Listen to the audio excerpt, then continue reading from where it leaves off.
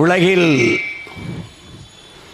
ஆதி மனிதன் தமிழன், ஆதி மொழி தமிழ் என்று வாழ்நாள் முழுக்க தன் ஆய்விலே ஈடுபட்டு நிறுவிய எங்களுடைய தாத்தா மொழி ஞாயிறு தேவிநேய பாவாணர்.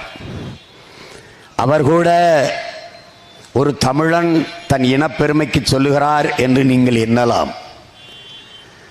ஆனால் அமெரிக்காவின் மொழியியல் ஆய்வறிஞர் அலெக்ஸ் கூலியர் அவர்கள் உலகில் மனிதன் பேசிய முதல் மொழி தமிழ் என்று மாணவர்களுக்கு வகுப்படுத்தான்.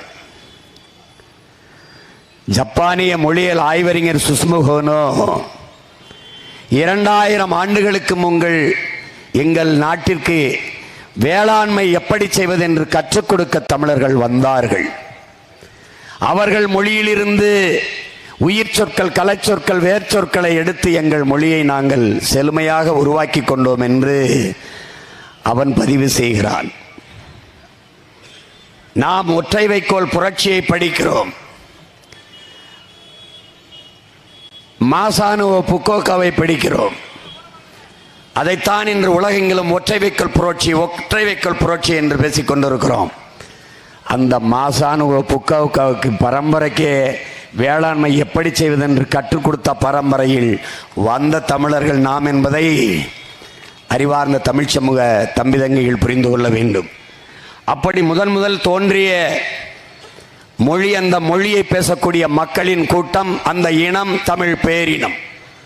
அந்த இனம் அடிமைப்பட்டு கிடந்த போது, என் அன்பு தமிழ் சொந்தங்களே, என் அருமை உடன் பிறந்தார்களே, உலகில் பல்வேறு நாடுகளை வென்று மிகப்பெரிய வல்லரசை நிறுவிய நம் அருமை பெரும்பாட்டன் அருண்மொழி சோழன், அவன் அன்பு மகன் அரசேந்திரனுக்கு தோன்றாத ஒரு கனவு, கரிகால் பெருவளச்சோழனுக்கு இல்லாத கனவு, சேர சோழ பாண்டிய மூவேந்தர்களுக்கு இல்லாத கனவு, அவன் வழி வழியே வந்த வீர தமிழ் மறவன் எங்கள் உயிர் தலைவன் பிரபாகரன் அவர்களுக்குத்தான் ஒரு இனம் என்றைக்கு முழுமையான விடுதலை அடையும், அது என்றைக்கு தனக்கென்று ஒரு நாடு அடைகிறதோ அன்றுதான் அந்த இனம் முழுமையான விடுதலை அடையும்.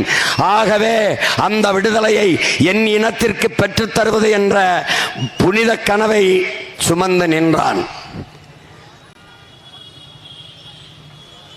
இது உலகத்தில் எல்லா புரட்சியாளர்களையும் போல என் தலைவன் முன்னெடுத்த புரட்சி.